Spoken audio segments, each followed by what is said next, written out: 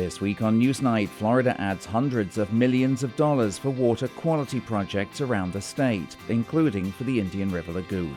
Plus, early predictions are in for another busy Atlantic hurricane season. Newsnight starts now.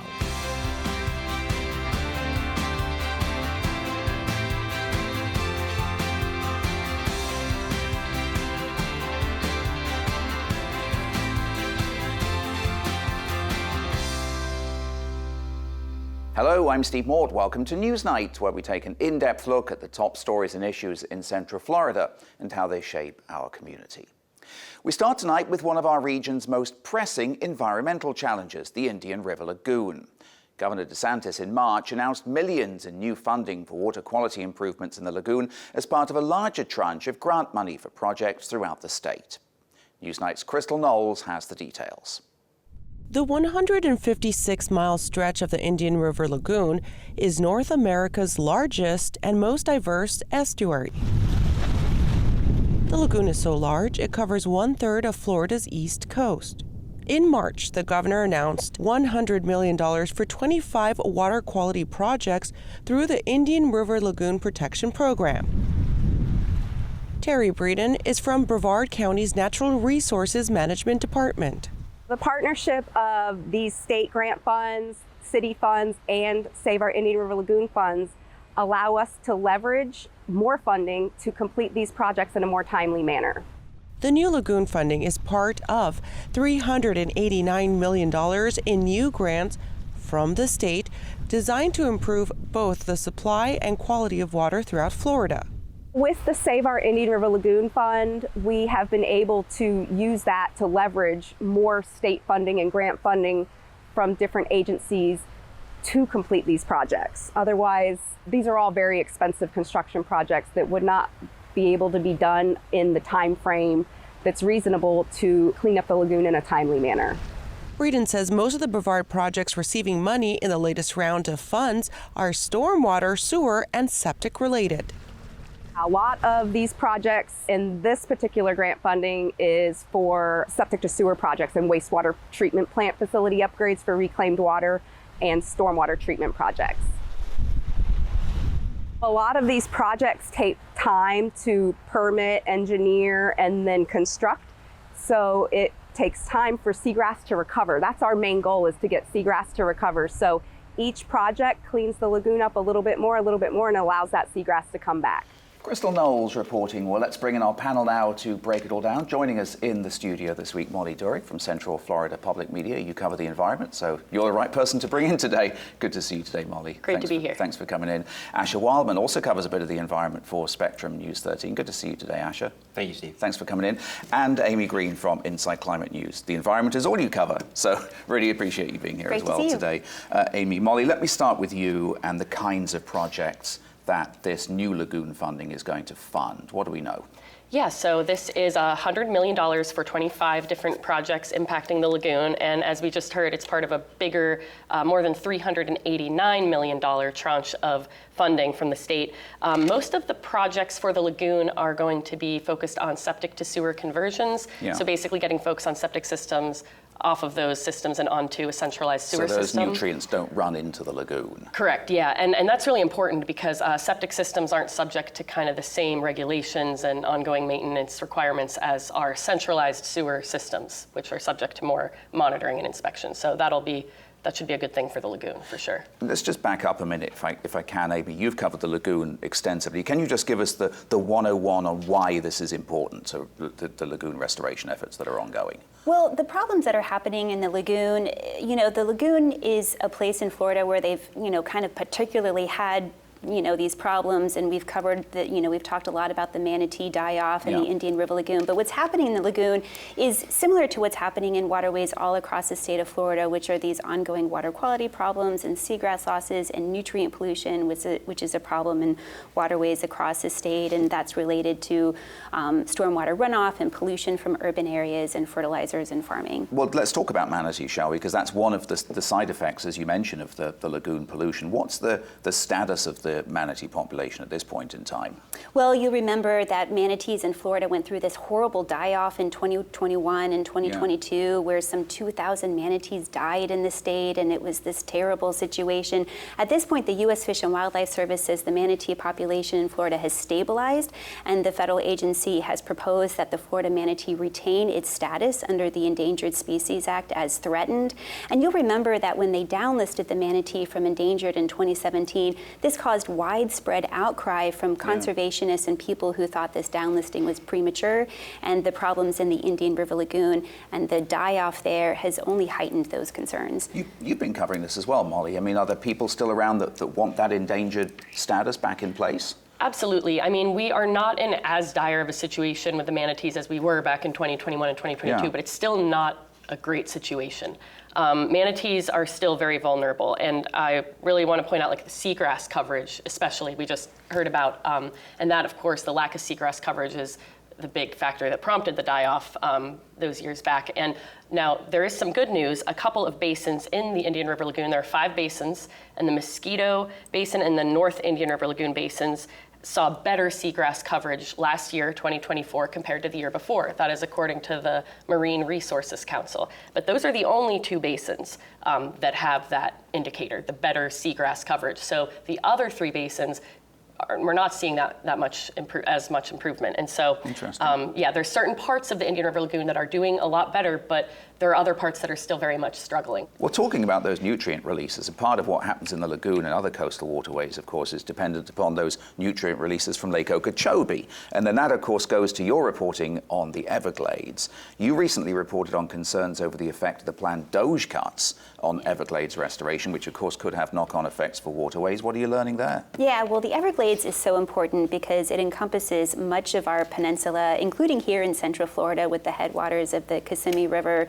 So Elon Musk's Doge efforts, which is his effort to cut federal spending and dismantle federal departments, has affected Everglades restoration. And one example of that is the U.S. Army Corps of Engineers, which is the federal partner agency overseeing Everglades restoration. The Trump administration had planned to terminate the lease for the Army Corps' headquarters building in Jacksonville. Some 800 employees worked in that building. And of course, Everglades restoration is one of the most ambitious attempts at ecological restoration in human history. We've ever seen, yeah. Right, and so this really threw a lot of people in limbo. A few weeks later, the Trump administration appeared to walk back this plan to terminate the lease on that Jacksonville building. And when I checked the Doge website yesterday, as I was preparing for this program today, that lease termination had been removed from the Doge website. So a lot of uncertainty there. What about the state's Doge work? Asher, the governor's made a lot about the state Doge effort. Could scrutiny of Florida agencies make a difference, do we think? So here's what's interesting. You know, obviously covering Central Florida, when I speak to whether it's contractors, environmentalists, homeowners, they always say they're waiting on St. John's. That is what I always hear. St. John's is taking forever. St. John's is the delay. I also hear commonly St. John's is understaffed and underfunded already as it is. The Water Management District. Yeah, St. John's Water Management District. So if that continues to happen, I don't know what better expectations you can put on anything, because there's already frustration amongst people trying to get what they need from St. John's. What are you hearing on the state efforts? Could it make any difference? Right. I think a lot of people are just waiting to see what happens with that. DeSantis has initiated a state Doge effort similar to Elon Musk's efforts in the federal government. DeSantis said that 70 boards and commissions would be abolished as part of this effort. I requested a list of those boards and commissions, but I haven't received a response from the DeSantis administration. So we just don't have a lot of information at this point, and I think a lot of people are just waiting to see how that plays out. Uncertainty does certainly seem to be something that we're experiencing a lot of these days. Meanwhile, be sure to check out more Newsnight content on our website, including past episodes of the program. It's all at wcf.org/Newsnight. Okay, next tonight, the first hurricane season projections for 2025 are in for the Atlantic Basin. It follows a devastating 2024 season for Florida as Hurricanes Helene and Milton pounded the state. In September 2024, Hurricane Helene slammed into Florida's Big Bend, followed less than 2 weeks later by Hurricane Milton, which made landfall near Sarasota as a major Category 3 storm before moving over central Florida. This year, forecasters from Colorado State University predict another busy season, albeit with slightly fewer storms than last year. Colorado State's tropical weather team's calling for 9 hurricanes in the Atlantic Basin. Of those, it predicts 4 will be major hurricanes of Category 3 or higher. All right, well, let's talk about this then. And Asher, you were recently part of a team looking at how Florida is recovering from those 2024 hurricanes. What did you and your colleagues find? Well, so here's the thing. You see a lot of municipalities currently really investing in infrastructure underground. We're talking drainage, storm drains, we're talking pipes. The city of Longwood, for instance, did 3 major projects, all of which received either federal or state funding to help get these projects over the finish line. But more importantly, you're also seeing a lot of mitigation projects of trying to figure out how to get more water from one spot to get it to where it's supposed to go or get it to a new location because of the rising waters we're seeing. And then if you're a homeowner, you don't have a lot of options. You either sell your land or you demo your house to rebuild it, or you elevate it, which is now very common. The problem with elevating a home, very expensive, right? Very expensive. You're looking $50,000 minimum entry level, but you're also talking about 6 months of permitting process. You got to come up with engineering plans. So a homeowner has to know they're in it for the long haul, because between permitting costs and executing it, elevating a home is not as simple as it sounds. There is some concern, right, over what FEMA's freeze on federal grants, Molly, might mean for those recovery efforts as well. Are there worries that the agency's grant reviews might impact current and also future recovery work? Absolutely. There's a lot of concern there. And at least where we are right now, because things are changing very quickly, the federal judge who issued an order to block that freezing of federal funds says that twice now that order has been violated. So even though there has been action to try and stop the freezing of federal funds in this context, there's still reports that many states cannot access the funds that they should have access to. Now, FEMA pays the vast majority of rebuilding costs for states following disasters, and is still actually reimbursing states for disasters that happened 20 years ago. It takes a long time to rebuild after a disaster, as we know. And there's individual payments as well that we've heard from the Trump administration will not be affected, but that is a much smaller, the individual payments that FEMA makes directly to households is a lot smaller and really focused on immediate short-term needs, like getting through this moment. The state funding is really where we see the vast majority of the resources to rebuild communities. And there's this one really other key point is that a lot of FEMA regulations set during the Biden administration focus on prioritizing disadvantaged communities.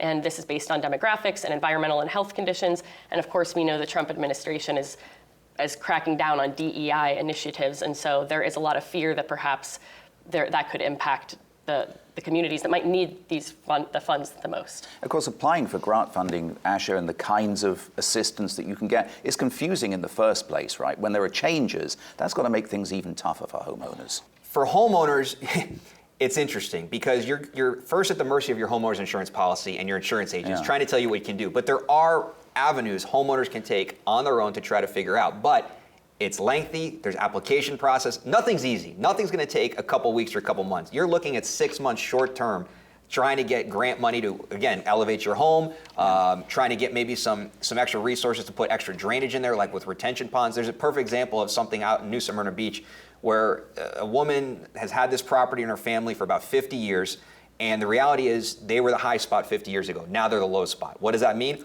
All the water's dumping them, but more importantly, there's no outflow for this water to go. So they've tried reaching out to municipality. They're trying to figure out a plan. She's reached out to Elevate Florida. But consider this. Here's a homeowner who's had their home for 50 years. She has about 8, 9 homes behind her. She's willing to sacrifice her home, tear down her home, so that a retention pond can go where her home is, and she still would be on the hook 25% of that cost. Remarkable. To save her neighbors while losing her home. And of course, the circumstances have just changed around her if she's owned her property for that long. Of course, this really shows the interconnectedness of our environment, Molly, and this kind of goes back to what we were talking about before, those wetlands that we discussed earlier. They play an important role in mitigating the effects of these storms. Yep, absolutely. According to NOAA and the EPA, 1 acre of wetland can hold 1.5 million gallons of water. I know just one example of our many lakes here in Florida, Lake Jessup in Seminole County, actually changes in size from between 8,000 to 16,000 acres, depending on water elevation. So sometimes I had the opportunity to go out there on Lake Jessup following Hurricane Milton, and it's just really incredible to see how flooded the area is and to see this is what it's supposed to do. So to imagine homes built in this area, sometimes that area is perfectly dry, but in the weeks following Hurricane Milton, it's a few feet of water, and that's what it's supposed to do. Wetlands are critical for flood, to absorb floodwaters and also to filter pollutants from water as well. And of course, Florida's not alone when it comes to developing in wetlands and flood zones. A new report from the nonprofit Climate Central organization, Amy, predicts that most of Florida's coast, at least, will experience severe coastal flooding by 2050. This was a report out, I think, last week. Does that track with the reporting that you've done on the impact of climate on our state? Yes, I did a story last year looking at research that shows that sea level rise in the American South is accelerating at rates that are among the most extreme on Earth. And this is poised to amplify impacts, including hurricane storm surges. One report from the Union for Concerned Scientists said that in Florida, some $26 billion in residential real estate property is at risk for chronic flooding in Florida by 2045.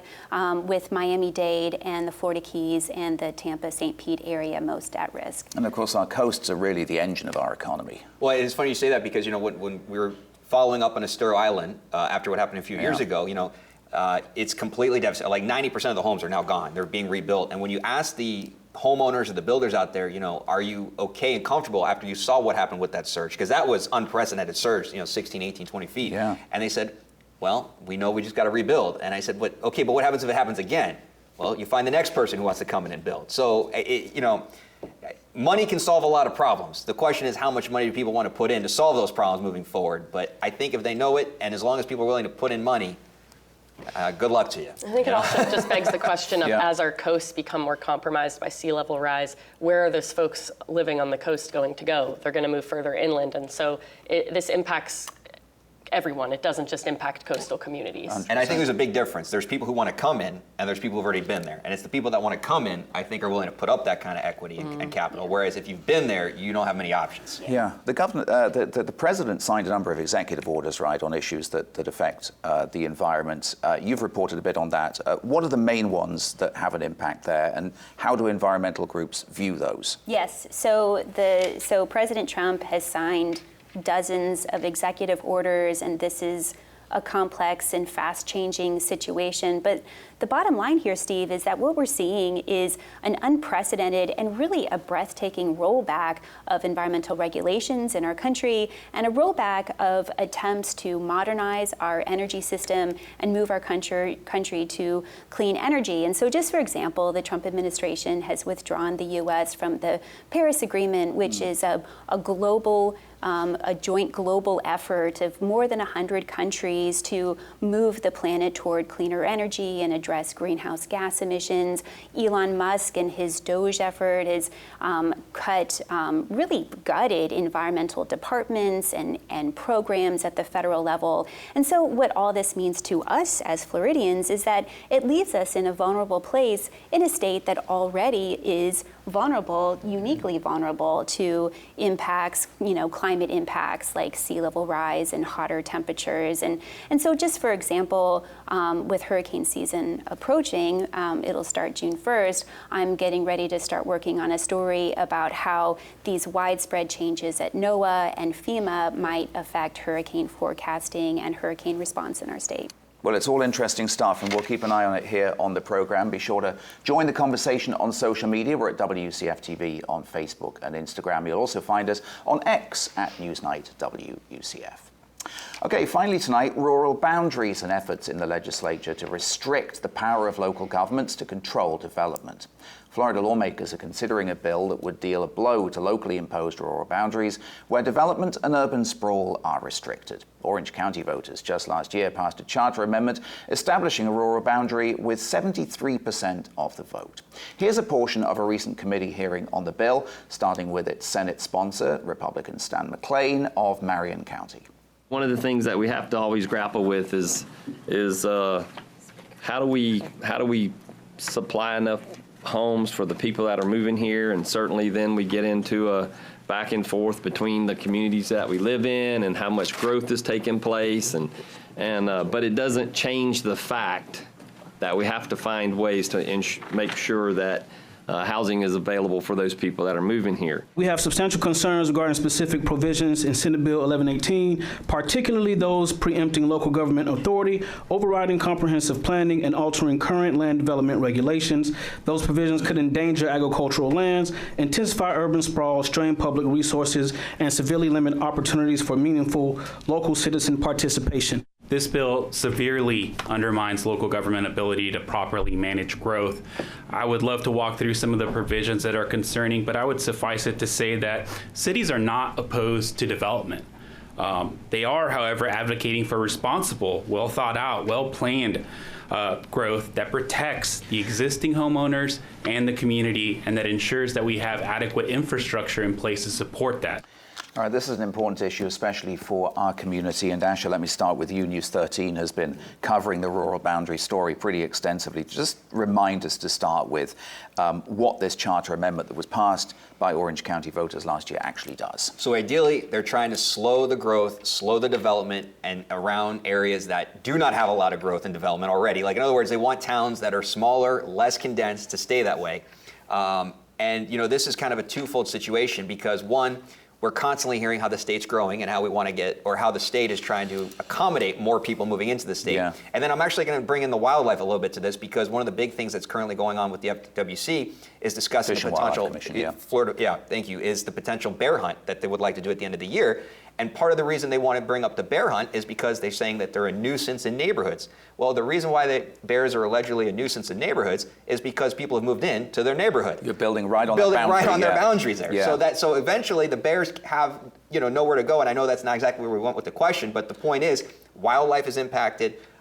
Nature's impacted, the trees are impacted, and that's essentially what they're trying to do, is protect all those things. But it's a really important point, though. I'm glad you made it. Let's talk about that effort in the legislature then, Molly, to preempt those rural boundaries. Just outline where things stand right now. You reported on the hearing that we just heard on that bill.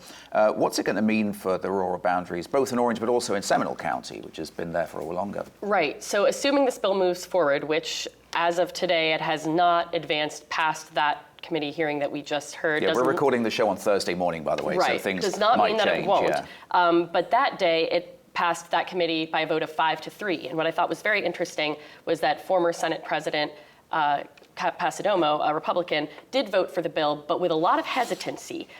She was very upfront about her reservations about the bill, saying that it, quote, this bill goes too far in restricting citizens' ability to weigh in on how their local communities should look. She said she was voting yes on the bill because she would have an opportunity to intervene on it and make changes in the future. So long story short, this bill blocks any local referendums related to land development, and it would apply, so that's moving forward from when it would pass, if it passes, but then would also apply retroactively to any such referendums enacted after June 1st, 2011. Now, because Seminole County's boundary was enacted in 2004, it is safe, but recently in November, Seminole County voters strengthened the rural boundary by adding a requirement to hold public hearing before developing an agricultural enclave. That would go.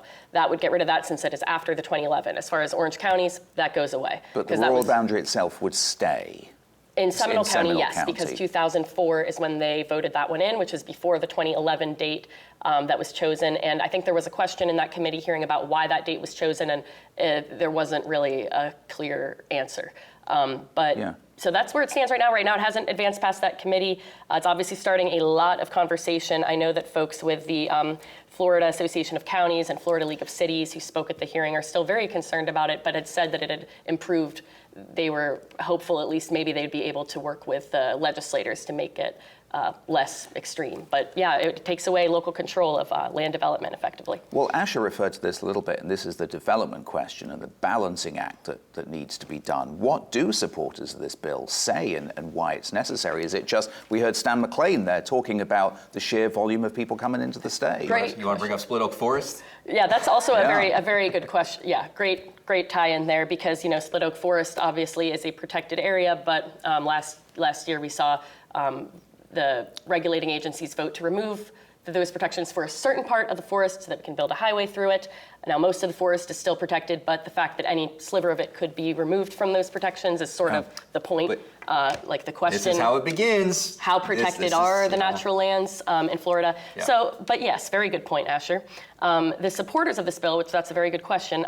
Yeah, it is about making sure that we can develop. Right now, the senator behind the bill says that that our enforcement of development regulations is not standardized across the board. That sometimes we're saying yes, sometimes we're saying no. So he says that's the goal of the bill. And he made a point during that hearing as a Marion County resident and as effectively a pioneer Florida family. His family's been in the state for generations. He's not trying to destroy natural Florida. What he wants is to make sure that it stays in the urban growth area, I believe, but that's so that's interesting. But the idea would be to not stymie development, and we do have a lot of people moving in here to make sure that we can develop enough to, put them somewhere. It's always down to money. It's the $1 million question. Are you going to promote growth and development in the state of Florida, or are you going to lock off certain areas that you can't touch? And we have this debate, it seems like every 5-10 years about a certain area, but then we start inching a piece here, inching a piece there, inching a piece here, and yet the trend still continues. There's still parts of the state that get developed that we say or thought would never be developed, and yet here we are. Just an example of that pressure that we have to deal with in a fast-growing region like ours. You can find a link to the bill that would restrict rural boundaries on our website, wcf.org/newsnight. Meanwhile, a reminder to join us next week here on the program for a conversation at the Orlando Science Center with leaders from Central Florida's arts and cultural organizations to discuss the state budget following Governor DeSantis' veto of arts grants last year. That's a special edition of Newsnight Conversations next Friday night at 8:30 here on WCF. Well, my thanks to our panel for joining us here in the studio today. Molly Durig from Central Florida Public Media, Asher Wildman from Spectrum News 13, Amy Green from Inside Climate News. Thank you guys so much for coming in. Really appreciate your time today. We'll see you next Friday night at 8:30 here on WCF. From all of us here at Newsnight, take care and have a great week.